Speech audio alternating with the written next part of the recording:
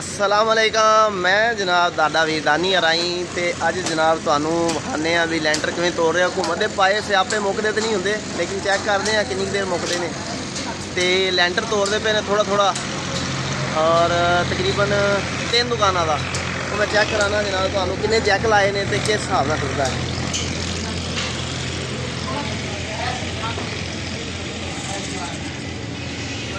Girder विच लाए ने support वास्ते ते जैक लाए ने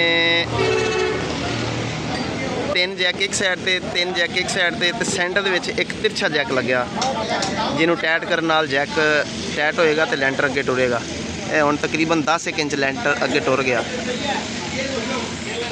ठेकेदारी लो ना ए जनाब उस्ताद होरी ने नाल इन्हां दी टीम है और माशाल्लाह बड़ा बेहतरीन काम हो रहा वा और थोड़े बंदियां दा काम नहीं हैगा। जैक भी अच्छे खासे लगे ने ते इधर भी देखो जी तो दुकान मंगा दे 10 कमास छोटे भाई 10 कमास मंगा दिए रोजे वाले सारे।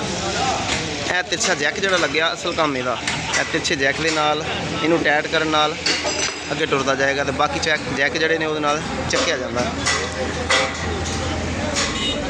इधर भी विखाने जी ए दुकान की लंबाई ज़्यादा वा।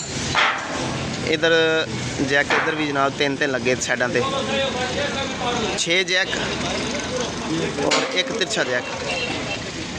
तो आवाम भी माशाल्लाह जनाब थोड़ी नहीं हैगी। चाचा जी 10 बंदे लगे ने ज़्यादा 15 बंदे जी 15 बंदे काम कर रहे हैं। तो अल्लाह पाक खैरियत नाल जनाब इस काम तोड़ चढ़ावे।